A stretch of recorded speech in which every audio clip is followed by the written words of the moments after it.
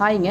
இன்றைக்கி யூஜிடிஆர் என்ன பார்க்க போகிறோம் அப்படின்னா sum of the root of trigonometric equation அப்படிங்கிற ஹெட்லைனில் உள்ள ஃபார்மேட் பார்க்க போகிறோம். ஓகேங்களா? ஸோ இதில் ஒரே ஃபார்முலா தான். அந்த ஃபார்முலா மெமரி பண்ணிட்டு ஸ்ட்ரைட்டாகவே என்ன பண்ணிடலாம் அப்படின்னா ரொம்ப ஈஸியஸ்ட்டு சம் தான். ஓகேங்களா? ஓகே, இந்த சிலபஸ் வந்து ரொம்ப ஈஸியஸ்ட்டு சிலபஸ் தான். ஓகேங்களா? ஸோ ஒரே ஒரு ஃபார்முலா படித்தோம் அப்படின்னா முடிஞ்சு போச்சு. ஓகேங்களா? பாருங்கள், the expansion of tan of θ1 + θ2 + etcetera plus θn இருக்குன்னு வச்சுக்கோங்களேன். இதுக்கான ஃபார்முலா கண்டுபிடிக்கான ஃபார்மேஷன் இதுங்க. ஓகேங்களா? அதாவது டேர்ன் ஆஃப் θ1 + θ2 + எக்ஸெட்ரா θn அப்படின்னா s1 - s3 + s5 - etcetera divide 1 - s2 plus S4 எக்ஸெட்ரான்னு போயிட்டே இருக்கும். அதாவது இங்கே தீட்டா என்னோட இங்கே இந்த ஃபார்மேட் வந்து நமக்கு இங்கே தீட்டாவோட வேல்யூ எவ்வளோ கொடுத்துருக்காங்களோ அதுக்கேற்றாவே என்ன பண்ணுவோம் அப்படின்னா மென்ஷன் பண்ணிப்போம். இப்போ தீட்டாவோட வேல்யூ 3 அப்படின்னு வச்சுக்கோங்க. 3 வரைக்கும் தான் இருக்குது அப்படின்னா 3க்குள்ளே. ஓகேங்களா? அப்போ s1 - s3 டிவைட 1 - s2 அப்படிங்கிற ஃபார்மேட் பண்ணி எடுத்துக்குவோம். அப்போ θ3 + θ4 கொடுத்துருக்காங்கன்னு வச்சுக்கோங்களேன். அப்போ இந்த 5 எடுக்க மாட்டோம், இந்த 4 வரைக்கும் தேவையான ஃபார்முலாஸ் எடுத்துப்போம். ஓகேங்களா? இது மாதிரி என்ன பண்ணலாம் அப்படின்னா உங்களுக்கு ஒன் வேர்டில் கேட்குறதுக்கு சான்சஸ் இருக்குது. புரியுதுங்களா நான் சொல்கிறது? இப்போ டேர்ன் ஆஃப் θ1 + θ2 + θ3 அப்படின்னா அதோட எக்ஸ்பான்ஷன் ஃபார்மேட் என்னது அப்படின்னா s1 - s3 டிவைட 1 - s2 அதோட முடிஞ்சிடும். இப்போ 4 இருந்துச்சு அப்படின்னா இந்த 4 வரைக்கும் என்ன பண்ணணும் அப்படின்னா இந்த ஃபார்மேட் எடுத்துக்கணும். ஓகேங்களா? அடுத்து இதே ஃபார்முலா தான் இன்னொரு மாதிரி எழுதலாம். இந்த ஃபார்மேட் ஓகேங்களா? அதாவது tan inverse of x1 plus tan inverse of x2 plus tan inverse of x3 plus etcetera tan inverse of xn அப்படிங்கிறத இதுக்கு முன்னாடி டேர்ன் இன்வர்ஸ் அப்படின்னு போட்டு இந்த ஃபார்மேட் இப்படி எழுதிக்கலாம். ஓகேங்களா? ஒரே ஃபார்முலாவுக்கு 2 ஃபார்மேஷன். ஓகேங்களா? பார்க்கலாங்களா? இது வந்து ஒரு முக்கியமான ஒன் வேர்டுன்னு கூட சொல்லலாம். இந்த ஒன் வேர்டு கேட்குறதுக்கு சான்சஸ் இருக்குது. அதாவது இது நமக்கு ஈஸியஸ்ட்டாக குட்டியாக ஃபார்முலா எது இருக்கோ அதை தான் கேட்பாங்க இல்லையா? So tan of a + b அப்படின்னா tan tan a + tan b divide 1 - tan a tan b இந்த ஃபார்முலேருந்து கொண்டு வந்திருக்காங்க. இதுதான் என்னது அப்படின்னா s1 s2 s3 அப்படிங்கிறது நம்ம ஆல்ரெடி படிச்சிருக்கோம் இல்லையா? என்னது s1 s2 s3 தான் என்னது? இப்போ x³ + 3x² + 3x + 2 = 0 இருந்துச்சு அப்படின்னா இதுதான் s1, இதுலேருந்து தான் s2, இதுலேருந்து தான் s3 இப்படிலாம் கண்டுபிடிப்போம் இல்லையா? கியூபிக் இருந்துச்சு அப்படின்னா s3 வரைக்கும் கண்டுபிடிப்போம். x⁴ இருந்துச்சுன்னா x⁴ வரைக்கும் கண்டுபிடிப்போம் இல்லையா? இதில் s1னா என்னது? Alpha plus beta plus gamma. தனித்தனியாக ஒவ்வொரு ரூட்டையும் ஆட் பண்ணுறது தான் என்னது அப்படின்னா s1, some of the roots. ஓகேங்களா? அடுத்து s2னா என்னது? ரெண்டு ரூட்டாக மல்டிபிள் பண்ணி ஆட் பண்ணுறது. அதாவது alpha beta plus beta gamma plus alpha gamma. s3னா என்னது? அதாவது இது ஆல்ஃபா பீட்டா காமா அப்படிங்கிறது இது ரூட்ஸ்னு எடுத்துக்கிட்டோம். ஏன்னா கியூபிக் இருக்கிறதுனால 3 ரூட்ஸ் தானே இருக்கும் அதுக்கான. இப்போ s3னா என்னது? ஆல்ஃபா பீட்டா காமா அப்படிங்கிறதான் s3. புரியுதுங்களா? இதுலேருந்து என்ன பண்ணியிருக்காங்க அப்படின்னா இதை என்ன பண்ணியிருக்காங்க அப்படின்னா ஸ்ட்ரைட்டாக எழுதியிருக்காங்க. இந்த s1 s3 எழுதாமல் டேர்ன் யூஸ் பண்ணி எழுதியிருக்காங்க. ஓகேங்களா? இம்பார்ட்டண்ட்டாக கேட்கலாம், சான்சஸ் இருக்குது, நல்லா பார்த்துக்கோங்க. டேர்ன் ஆஃப் a + b அப்படின்னா டேர்ன் a + டேர்ன் b தனித்தனியாக அதோட ரூட்ஸ் ஆட் பண்ணி மைனஸ் s2 வரும் இல்லையா? s2 அப்படின்னா என்னது? அந்த ரெண்டு ரூட்டையும் மல்டிபிள் பண்ணுறதுன்னு அர்த்தம். அப்போ டேர்ன் a டேர்ன் b அப்படின்னு வரும். ஓகேங்களா? அதே மாதிரி turn of x1 + x2 + x3 இல்லைன்னா θ1 + θ2 + θ3ன்னு கேட்டிருந்தாங்க அப்படின்னா இந்த ஃபார்முலா. அதாவது இதை ஸ்ட்ரைட்டாக எழுதியிருக்கும். அதாவது இது என்னது? s1. ஓகேங்களா? இப்போ 3 தீட்டா வந்திருக்கு. θ1 + θ2 + θ3 வந்தால் என்ன சொல்லுவீங்க? s1 - s3 டிவைட 1 - s2ன்னு சொல்லுவீங்க இல்லையா?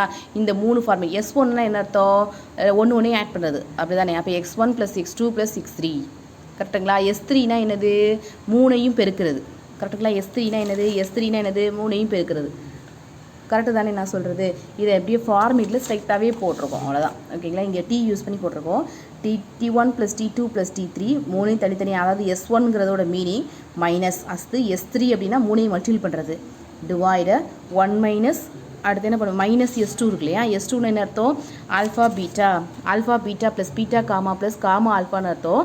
ஸோ -s2 இருக்கிறதுனால இங்கே மைனஸை உள்ளே கொண்டு போயிருக்கும். புரியுதுங்களா? ஸோ இது மாதிரி ஃபார்மேட் கேட்குற சான்சஸ் இருக்கிறத இங்கே நோட் பண்ணியிருக்கேன். ஸோ பார்த்துக்கோங்க. ஓகேங்களா? சம் பாருங்கள். Alpha beta gamma be the roots of the equation x³ + px² + qx + b = 0. Prove that tan inverse of alpha plus tan inverse of beta plus tan inverse of gamma = n π. இதில் q-ஓட value 1ன்னு கொடுத்துருக்காங்க. ஓகேங்களா? இந்த equation format கொடுத்துருக்காங்க. s1 s2 s3 நமக்கு already format பண்ண தெரியும் இல்லையா? ஒரு ஈக்குவேஷன் கொடுத்துட்டு s1 இந்த செகண்ட் வேல்யூ டிவைட ஃபஸ்ட் வேல்யூ. அப்போ -p டிவைட 1. So -p. s2 அப்படின்னா இந்த வேல்யூ q டிவைட 1. அடுத்து s3 அப்படின்னா மைனஸ் ஆஃப் தேர்ட் வேல்யூ இந்த வேல்யூ டிவைட இந்த first one value constant value. ஓகேங்களா? ஸோ -p டிவைட 1 போட்டிங்க அப்படின்னா -p. ஓகேங்களா. இதை பற்றிலாம் நம்ம ஆல்ரெடி முன்னாடியே அல்ஜிப்ரா யூஸ் பண்ணும்போதே நம்ம பார்த்துட்டோம் இல்லையா. இப்போ S1 S2 S3 எல்லாம் கண்டுபிடிச்சிட்டோம். இப்போ என்ன tan inverse of alpha, tan inverse of beta, tan inverse of gamma. இதுக்கான ஃபார்முலா இங்கே 3 வேல்யூ தான் இருக்குது. ஓகேங்களா. Tan alpha beta gamma. அப்போது இந்த ஃபார்மேட்டில் எது வரைக்கும் எடுத்துப்பீங்க, 3 வரைக்கும் தான் எடுத்துக்கணும். அப்போ S1 minus S3 டிவைட 1 minus S2 அதை மட்டும் எடுத்துக்கிட்டால் போதும். ஓகேங்களா. ஸோ அது 3 வரைக்கும் இருக்கிறதுனால 3 வரைக்கும் உள்ள ஃபார்மேட் எடுத்துக்கிட்டால் போதும். ஸோ அதுக்கான ஃபார்முலா எழுதியாச்சு. அதில் S1 S3 S2ஓட வேல்யூ அப்ளை பண்ணுறீங்க. மைனஸ் பி ப்ளஸ் பியோட வேல்யூ 0 ஆயிடுது. டிவைட இதோட வேல்யூ 1 கொடுத்துருந்தாங்க. 1 மைனஸ் 1ஓட வேல்யூ 0. டேர்னுக்கு எந்த இடத்துல 0 வரும், 0லேயே 0 வந்துடும். ஓகேங்களா. டோன் ஃபார்மேட்டில் எந்த இடத்துல 0 வரும், 0க்கு என்ன வந்துடும் அப்படின்னா 0 வந்துடும்.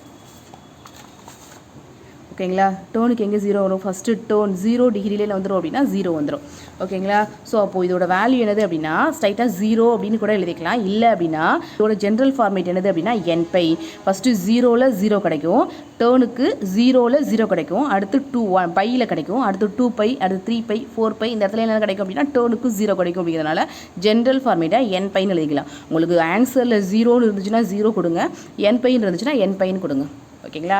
ஸோ n பை ப்ளஸ் 0 அப்படின்னு ஆட் பண்ணுற மாதிரி வரும். ஓகேங்களா. ஸோ 0 n பை 0ன்னு எழுதலாம். இல்லை அப்படின்னா n பை எந்த ஆன்சர் இருக்கோ அதை நீங்கள் டிக் பண்ணிக்கோங்க. அடுத்து பாருங்கள், if x1, x2, x3, x4 are the roots of the equation, இந்த ஃபார்மேட் ஈக்குவேஷன் ஒரு ஈக்குவேஷன் ஃபார்மேட் கொடுத்துருக்காங்க. ஷோ தட் இந்த வேல்யூ நமக்கு என்ன சொல்லியிருக்காங்க அப்படின்னா ப்ரூவ் பண்ண சொல்லியிருக்காங்க. இங்கே டீட்டாவோட வேல்யூ எத்தனை வேல்யூஸ் இருக்குது பாருங்கள், 1 2 3 4. ஸோ இந்த 4 வேல்யூஸ் என்ன பண்ண போகிறோம் அப்படின்னா சம் ஆஃப் தி ரூட்ஸ் கண்டுபிடிக்க போகிறோம். ஓகேங்களா. கண்டுபிடிச்சிடலாமா. நமக்கு இப்போ இந்த ஈக்குவேஷன் மட்டும் எடுத்துக்கலாம்.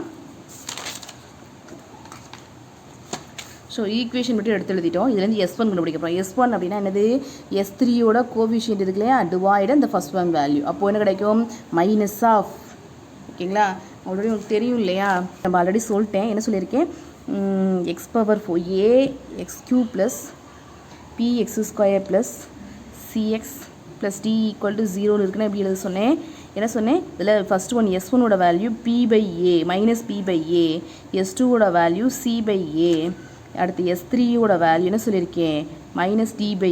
இப்படி தான் இந்த ஃபார்மேட் எழுதணும். இதுதான் ஈக்குவேஷன் ஃபார்மேட். இருந்தால் S1 S3யோட வேல்யூ இப்படி தான் ஃபைண்ட் பண்ணணும் இல்லையா. இப்போது ஃபஸ்ட்டு S1 கண்டுபிடிக்கிறேன். S1 அப்படின்னா இங்கே மைனஸ் பியோட வேல்யூ என்ன இருக்குது, எக்ஸ் கியூப் பக்கத்தில் இருக்க வேல்யூ என்ன இருக்குது, மைனஸ் sin 2 ஆல்ஃபா. அப்போது இங்கே ஆல்ரெடி ஃபார்மேட்லேயே ஒரு மைனஸ் இருக்கும். அப்போ minus of minus sin 2 alpha divide ஏயோட வேல்யூ இங்கே 1 தாங்க இருக்குது. ஓகேங்களா. ஸோ 1. அப்போ இதோட minus into minus sin 2 alpha. அடுத்து S2 ஃபைண்ட் பண்ண போகிறேன். ஓகேங்களா. S2 அப்படின்னா இந்த சியோட வேல்யூ ப்ளஸ்லேயே எடுத்துக்கலாம். ஓகேங்களா. சி எக்ஸுக்கு பக்கத்தில் இருக்க வேல்யூ. அப்போது இங்கே எக்ஸ் ஸ்கொயர்டா, இங்கே எக்ஸ் ஸ்கொயருக்கு பக்கத்தில் என்ன வேல்யூ இருக்குது. ஓகேங்களா. நான் கியூபிக்கு கம்பைன் பண்ணியிருக்கேன். நான் இங்கே 4th ஒன்றுக்கு எழுதிக்கிறேன். ஓகேங்களா. இப்போ எக்ஸ் ஸ்கொயருக்கு பக்கத்தில் என்ன இருக்குது, cos 2 alpha. cos 2 alpha divide 1. அப்போது cos 2 ஆல்ஃபா டிவைட 1. அடுத்து S3 அப்படின்னா மைனஸ் ஆஃப், அடுத்து எக்ஸுக்கு பக்கத்தில் இருக்க value minus cos alpha divide 1.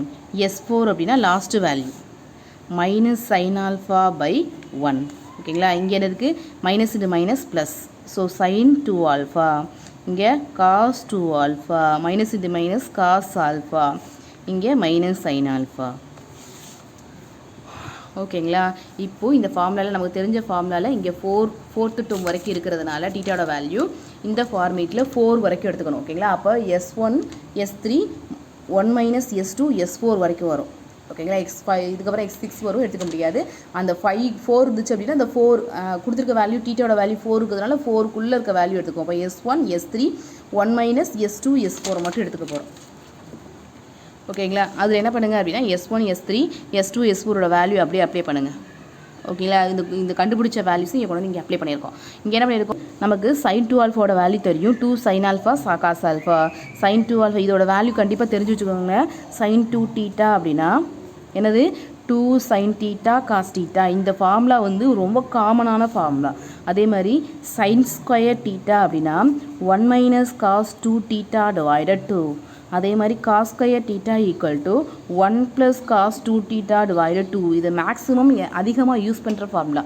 ஓகேக்கா. இது ஒரு காமன் ஃபார்முலானே சொல்லலாம். இங்கே பாருங்கள், இங்கே sin 2 ஆல்ஃபா இருக்கிறதுனால என்ன எழுதுகிறோம், 2 sin ஆல்ஃபா காஸ் ஆல்ஃபா. ஓகேங்களா. அதே மாதிரி இங்கே 1 மைனஸ் காஸ் 2 ஆல்ஃபா இருக்குது பாருங்கள். அப்போ 1 மைனஸ் காஸ் 2 ஆல்ஃபா இருக்குது அப்படின்னா இந்த 2 இந்த சைடு கொண்டு வந்துட்டீங்க அப்படின்னா 2 sin ஸ்கொயர் ஆல்ஃபா அப்படின்னு எழுதிடலாம். இதை ஓகேங்களா இந்த ஃபார்மேட். அடுத்து மைனஸ் சைன் ஆல்ஃபா அப்படியே இருக்குது. ஓகேங்களா இதுலேயும் காஸ் ஆல்ஃபா அதுலேயும் காஸ் ஆல்ஃபா காமன் அடங்க இந்த ஃபார்மேட் கிடைக்கும். இதுலேருந்து சைன் ஆல்ஃபா காமன் அடங்க இந்த ஃபார்மேட் கிடைக்கும். இதுக்கு கேன்சல் பண்ணி விட்ருங்க. ஓகேங்களா காஸ் பை சைன் இப்படி இதெல்லாம் காட், சைன் பை காஸ் அப்படின்னா டேர்ன். ஓகேங்களா அப்போ காஸ் பை சைன் எப்படி எழுதுவோம் காட் அப்படின்னு எழுதிடுவோம். இப்போ இந்த காட் அப்படிங்கிற இதெல்லாம் God theta equal to turn by by 2 minus theta அப்படி எழுதலாம். அதே மாதிரி காட் பை பை 2 மைனஸ் தீட்டாவை டேர்ன் தீட்டான்னு எழுதலாம். ஓகேங்களா இங்கே காட் ஆல்ஃபா இருக்கிறதுனால turn of by by 2 minus alpha அப்படின்னு எழுதியிருக்கோம். ஓகேங்களா ஸோ அப்போ இந்த மைனஸ் டேர்னுக்கு ப்ளஸ் டேர்னுக்கு கேன்சல் ஆயிடுச்சு அப்படின்னா இந்த ஆன்சர் மட்டும் தான் கிடைக்கும். ஓகேங்களா ஸோ இது மட்டும் ஆன்சராக கொஷினில் இது மட்டும் ஆன்சராக கொடுத்துருந்தாங்க. இந்த ஆன்சர் மட்டும் எழுதுங்க. இதோட காமன் ஃபார்மேட் அப்படின்னா ப்ளஸ் n பை சேர்த்துக்கோங்க. ஓகேங்களா ஸோ அடுத்த கொஸ்டின் பார்க்கலாமா. Tan of 30 degree plus 45 degree fine tan 75 டிகிரியும் கேட்டிருக்காங்க. ஓகேங்களா ஸோ அவங்களே பிரித்து கொடுத்துட்டாங்க. இதை ஏபி அப்படின்னு எடுத்துக்கோங்க. டேர்ன் ஏ ப்ளஸ் பியோட ஃபார்முலா நம்ம ஆல்ரெடி படித்து வச்சுருப்போம். இந்த ஃபார்மேட்டில் அப்படியே அப்ளை பண்ணுங்கள். அப்போ டேர்ன் ஏயோட வேல்யூ என்னது 30, ஏயோட வேல்யூ 30 டிகிரி, பியோட வேல்யூ 45 டிகிரி. ஓகேங்களா இந்த ஏக்கு பதிலாக பிக்கு பதிலாக 30 45ங்கிற வேல்யூ கொடுங்க. டேர்ன் 30யோட வேல்யூ எவ்வளவு அப்படின்னா 1/√3. டேர்ன் 45யோட வேல்யூ 1 டிவைட 1 மைனஸ் டேர்ன் 30யோட வேல்யூ என்னது 1/√3. இதோட வேல்யூ 1ங்கிறதுனால 1 × 1/√3 1/√3 கிடைக்குது. ஓகேங்களா அடுத்து என்ன பண்ணுங்கள், இந்த வேல்யூக்கு காமன் ஃபேக்டர் எடுங்க. என்ன வேல்யூ இருக்குது டேர்ன் 30யோட வேல்யூ 1/√3, டேர்ன் 45யோட வேல்யூ 1 டிவைட 1 மைனஸ் டேர்ன் 30யோட வேல்யூ 1/√3 × 1. அதோட பெருக்கும்போது இந்த வேல்யூ மட்டும்தான் கிடைக்கும். அதாவது 1/√3 + 1 டிவைட 1 மைனஸ் 1/√3 கிடைக்கும். இதை இங்கே கிராஸ் பண்ணுங்கள், இது இங்கே கிராஸ் பண்ணுங்கள். அப்போ என்ன கிடைக்கும் 1 + √3 டிவைட √3 டிவைட இதை இங்கே கிராஸ் பண்ணியிருக்கேன். ஓகேங்களா அப்போ 1 + √3 டிவைட √3 இங்கே அதே மாதிரி பண்ணிங்க அப்படின்னா √3 - 1 டிவைட √3 √3க்கு √3 கேன்சல் ஆயிரும். அப்போ என்ன கிடைக்கும் 1 + √3 - 1 ஓகேங்களா இன்ட்டு √3 - 1 டிவைட √3 - 1. ஓகேங்களா இங்கே மைனஸ் இருக்கிறதுனால கான்ஜுகேட்டில் ப்ளஸ் எடுத்துக்குவோம் அப்படி தானே. ஸோ இது கான்ஜுகேட் அப்படின்னா இதே ஃபார்மேட்டில் ப்ளஸ் எடுத்துப்போம். அப்போ என்ன கிடைக்கும், இதுக்கு அப்படி எடுக்கலாமா, ஒரு இங்கே பாருங்கள் a + b, இங்கே a + b இருக்குது. அப்போ a + b the whole square. அப்போ a ஸ்கொயர் இது a இது bன்னு எடுத்துக்கிட்டாலும் சரி, இதை b ஏன்னு எடுத்துட்டாலும் கிடைக்கும். அப்போ √3 the whole square plus 1 square plus 2√3 டிவைட a + b a - b. அப்போ a square minus b square, அப்போ 3 - 1. ஸோ அப்போ என்ன கிடைக்கும் 3 + 1 + 2√3 டிவைட 2. ஸோ 4 + 2√3 டிவைட 2ன்னு இருக்கும். நீங்கள் 2வை காமன் எடுத்துட்டீங்க அப்படின்னா 2 + √3 டிவைட 2ன்னு கிடைக்கும். 2க்கு 2 கேன்சல் பண்ணி விட்டீங்க அப்படின்னா உங்களுக்கு ஆன்சர் கிடைக்கும். ஓகேங்களா இந்த கொஸ்டினை நீங்கள் ட்ரை பண்ணி பாருங்கள். ஓகேங்களா இது ஏயோட வேல்யூ, இது பியோட வேல்யூ எடுத்துகிட்டு நீங்கள் ஆன்சரை ட்ரை பண்ணி பாருங்கள். ஓகேங்களா உங்களுக்கு வீடியோ யூஸ்ஃபுல்லாக இருக்கும்னு நினைக்கிறேன். உங்களுக்கு வீடியோ யூஸ்ஃபுல்லாக இருந்துச்சு அப்படின்னா நம்ம சேனலை சப்ஸ்கிரைப் பண்ணிக்கோங்க. தேங்க்யூ.